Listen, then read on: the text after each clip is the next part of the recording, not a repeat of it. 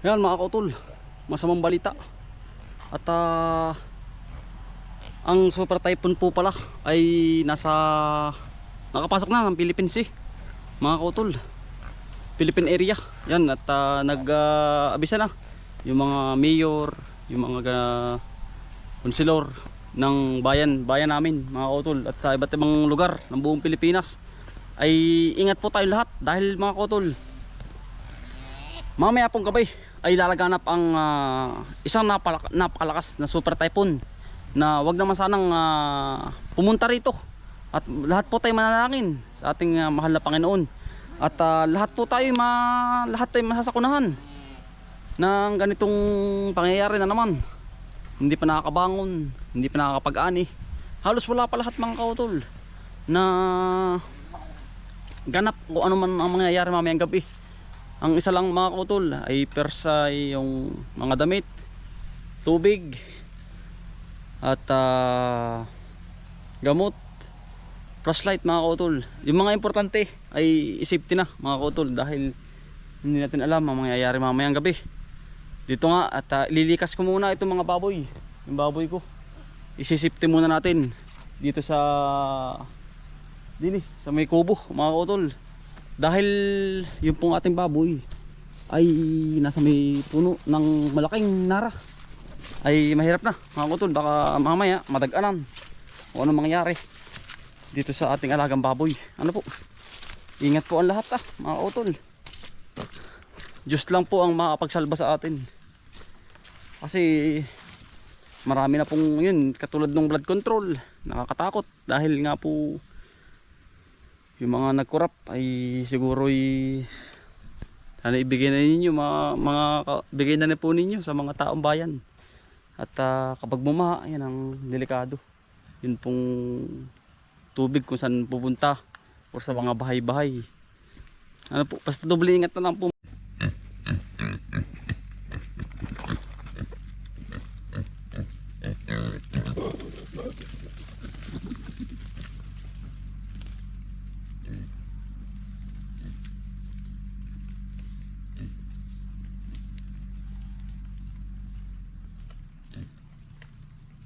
Natin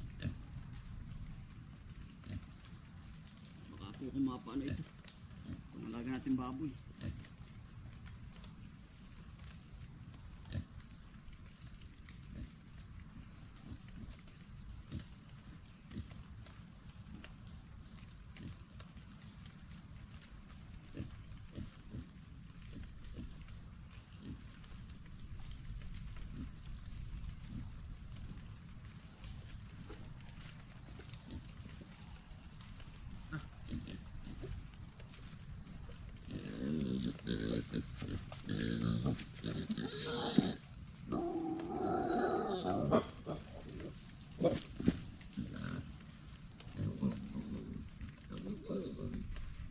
Isipin lang sa magandang ano mga kautol.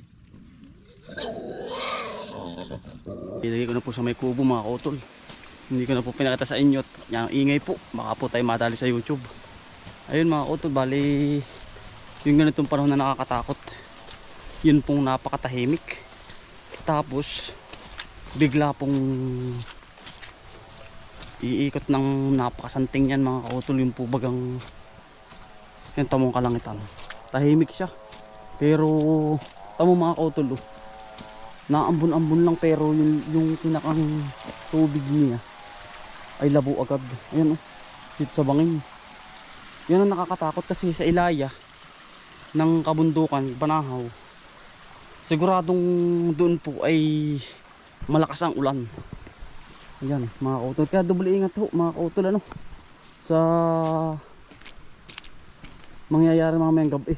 Huwag naman sanang tumuloy sa kung na Lord ang bahala sa amin. Yan, tama lang mga kautol yung desisyon natin na hindi tayo nakapagtanim ng pipino or ano man dibalag, kasi nga yan nga mga kautol lang iniingat-ingatan ko.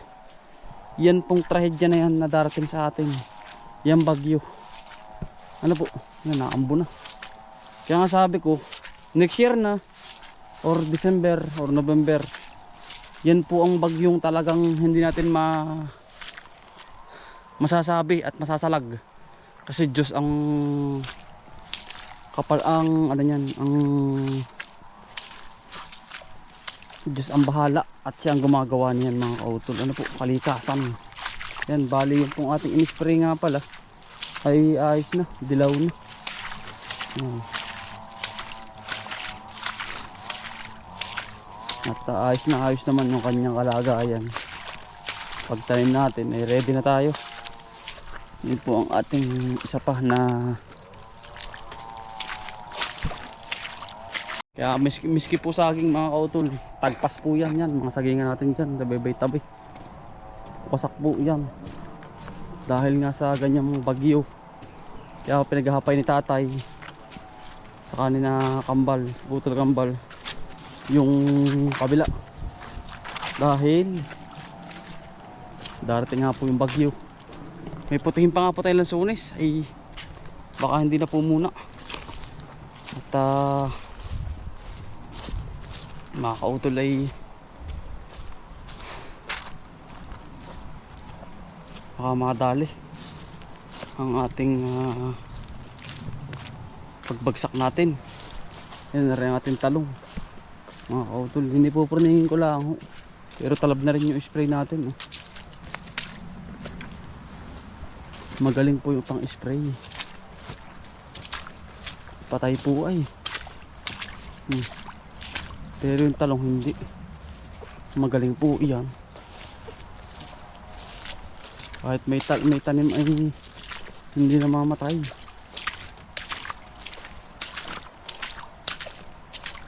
Magaling po. Ito nung bumaha, namatay kasi yung ugat ay tanggalin dahon. Yan, isa pa ito mga kautol.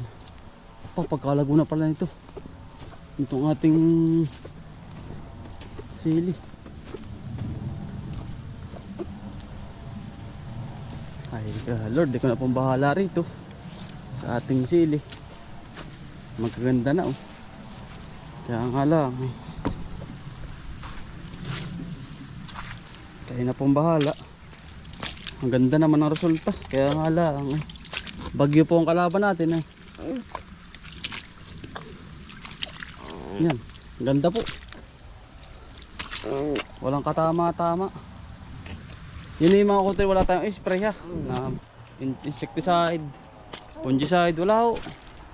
Basta titingnan natin yung resulta na wala tayong na-apply na kahit ano. Pero kailangan po talagang applyan yan. Kaya nga lang ako di organic ho. Hayaan ko muna siyang gumanda sa pamamagitan ng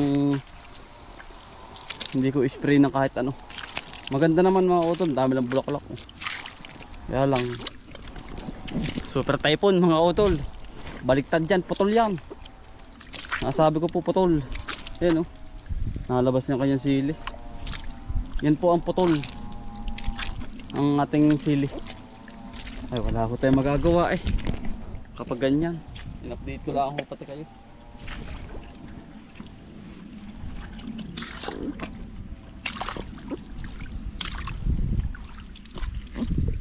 Kung hanggang dun lang po talaga hanggang dun lang. Yan. Lahat po yan kapag tumama yung bagyo rito, habagat at ulan, lahat po mamamatay ang halaman. Kasi putol-putol po yan. Sa lakas ba naman ang impact ng hangin mga kautol at ulan, mayayari-yari lahat. Sayang, ang ganda na po. Ganun po talaga. Ay wala po tayo magagawa lago pa naman mga kautol. Yun baling kikisig.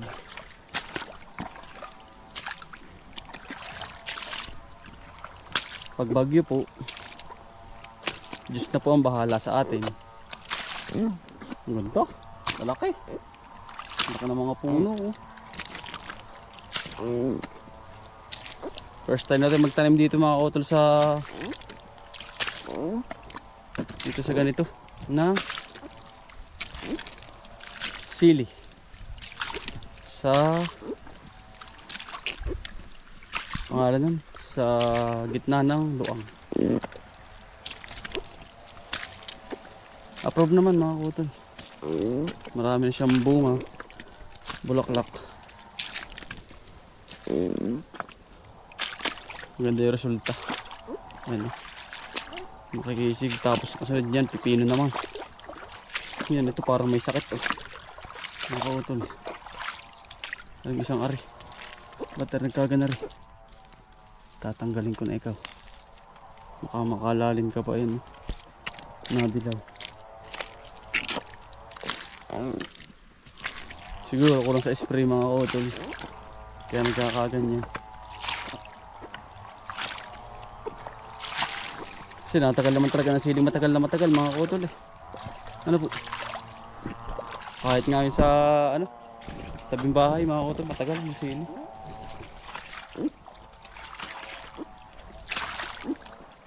Yan lahat yung kanya natural na ganda.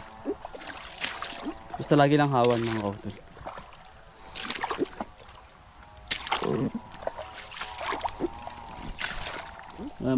Tahimik lang mga kautol ang lugar. Tamo. Pero yung hangin malamig na malamig na. Nasimoy na yung hangin po ba.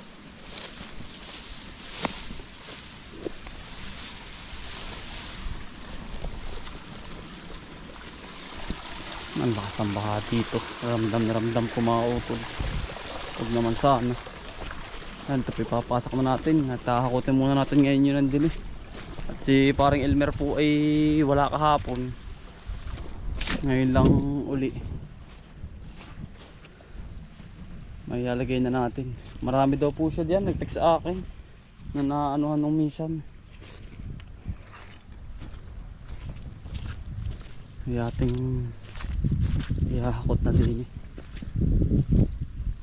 Marami din po yun Ilang piraso rin daw po ang naano niya na nakuha. Mahirap pong mga wayan lalo kapag babagyo. Salu-salungat. Salu-salungat po ang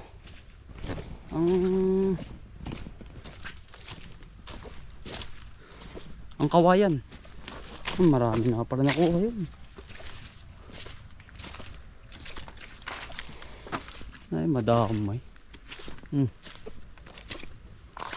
Madami nga pala. Nakakot pinara nung minsan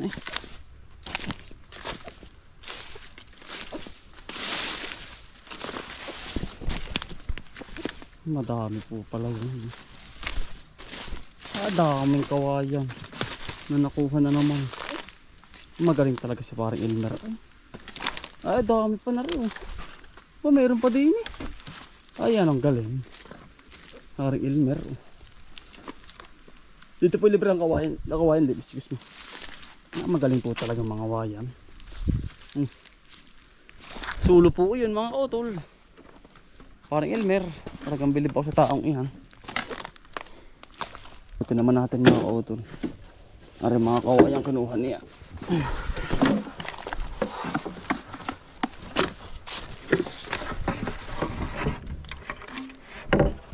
Din sa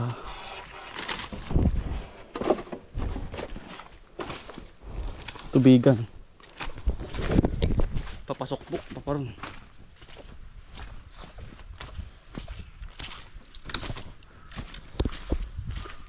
Bago natin lagyan, kailangan po ay ipasak. Kailangan puno na para alam natin ang bilang at mapasobra po ba yung iba. Kapag hindi po yan sama, pag hindi puno, kailangan sabay-sabay ang pagbubugsok. Dito ilalagay lahat. Yan. Pupunuin po natin.